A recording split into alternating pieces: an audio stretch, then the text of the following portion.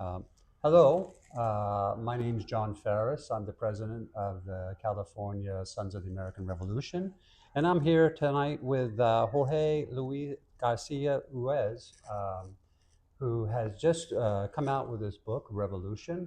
I've had an interesting listen at the House of Spain in San Diego tonight, and Jorge has agreed to talk to me and answer maybe a few questions for you who weren't here. And thank you, Jorge. Thank you. Thank you for And having me. you're quite welcome.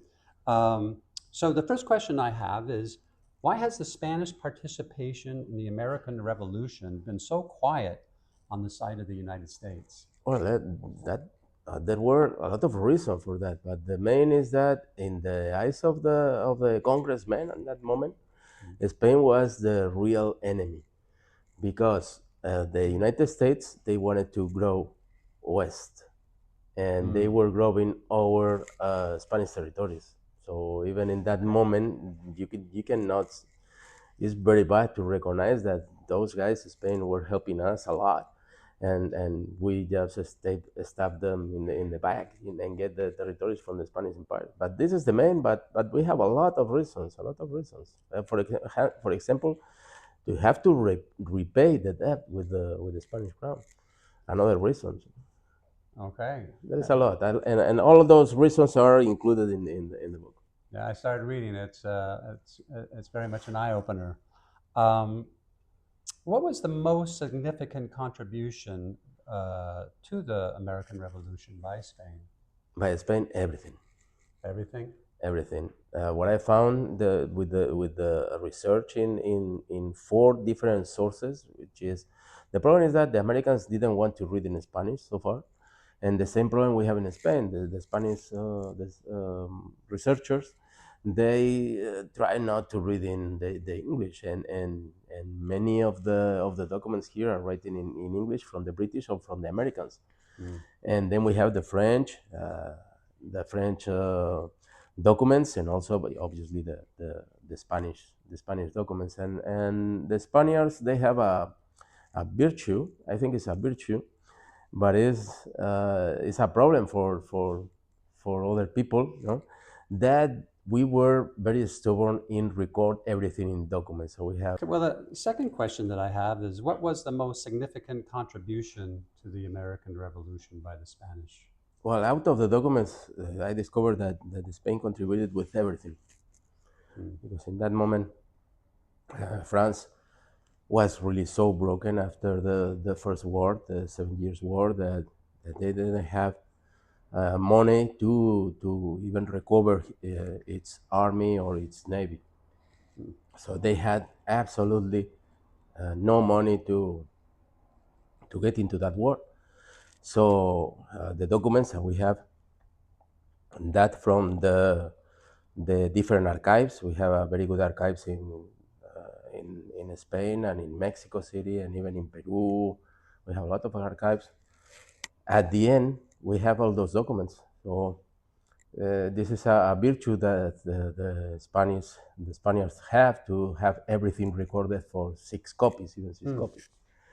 And I found the documents, the receipts of the contributions, and in many cases the French were asking the Spanish for money, and send that money to the Continental Army or to the Congress. So at the end, the source for that money was Spain, not France. Could you elaborate for me? You were talking a little bit earlier tonight about Yorktown, and that the soldiers, sailors, everybody was looking at almost mutiny because nobody had been paid for months. And how did Spain go ahead and come in to contribute to that? Well, that was a request from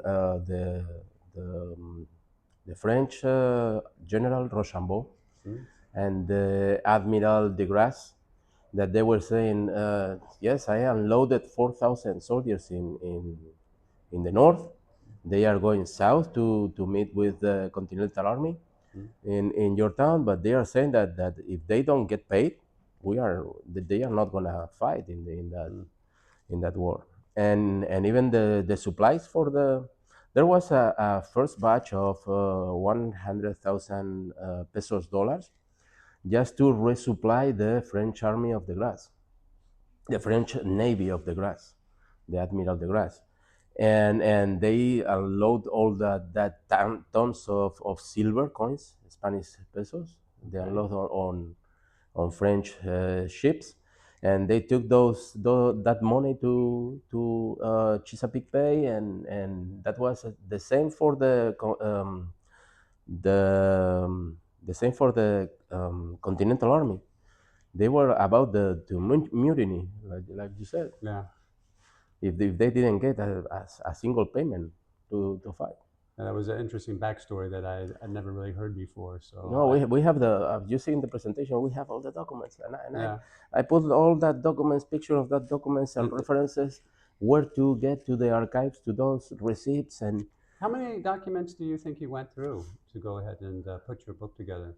in that book, No, in this book, yes. in this book, I have um, probably more than 300. Okay. Probably more, yes. All right. Because there is a lot of topics. Is the political topic, the economical topic. There is a lot of topics in this book, and for each one of those has a bunch of documents. So a lot. All right. Explain how Spain contributed to France so France could contribute to the colonies. That was the most you can say is the case of Yorktown. But after the war, they were getting to the, for example, to fix the ships, the French Navy, the Royal, the Marine Royal. They get to the Spanish workshops in Cadiz, in Cuba, in everywhere to get the ships fixed for to keep the battle, for example, and they didn't pay for that anything. And after the war, they get loans from the Spanish crown, because after the Battle of the Saints in the Caribbean, again the Marine Royale Française was ended. Absolutely. So they need to recover and more money for this. And previous to the war, also there is a very special case, which is the Beaumarchais, right? We think that Beaumarchais was financing the revolution, but he was only an intermediary getting money from Spain secretly, and acting as a provider himself, as a provider to the revolution. So, Yeah, that was an interesting part of the story that you were sharing. I think there's a lot of Beaumarchais even today around, but yeah. that's for all of you to go ahead and read in the book. One last question that I have, and this could be a very short answer. Did the debt to Spain, which was pretty large to say the least, did that ever get repaid? No, No. absolutely not a single dime. I knew it was going to be a short answer. Yeah, no, it's not only the Americans, but the French has a very large debt with Spain, and because of the French Revolution, the king, the French king, lost his head, right? Right. So the new government in France, they say we are not honoring any debt of the ancient regime. So we are starting from scratch right now, and we pay nothing. And the same, we have the proofs of after John Jay getting the Treaty of Paris, not recognizing a single debt with Spain. So no, in no way, nor French, neither the French nor the Americans, they pay nothing. That was the end of the Spanish Empire. Jorge, it's been a pleasure talking to you. You've given me a lot of insight into the American Revolution that I didn't know before. And for those of you who are watching, this is his new book that just came out. Again, a lot of backstories that I think you'll enjoy. Jorge, thank you very much. Thank you, John. Thank you so much. Thank you.